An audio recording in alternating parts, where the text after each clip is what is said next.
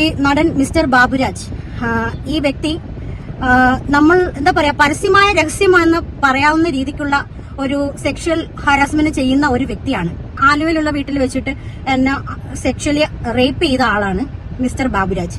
അത് അന്ന് ഒരുപാട് സങ്കടവും വിഷമങ്ങളും, ഒന്നും എന്റെ കയ്യിൽ 5 പൈസ പോലും ഇല്ല.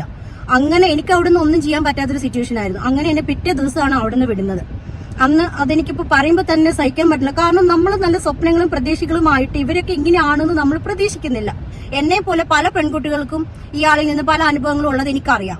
നടൻ ബാബുരാജ് മാത്രമല്ല, ഒടിയൻ സിനിമയുടെ ഡയറക്ടർ മിസ്റ്റർ ശ്രീകുമാർ, അയാള് പല പരസ്യങ്ങൾ ചെയ്യുന്ന ആളാണ്. ഒക്കെ പരസ്യങ്ങളിൽ എന്നെ അഭിനയിപ്പിക്കാം, അതിലൊന്നും പ്രശ്നമില്ല, മോളെ ഒന്ന് കണ്ടാ മതി.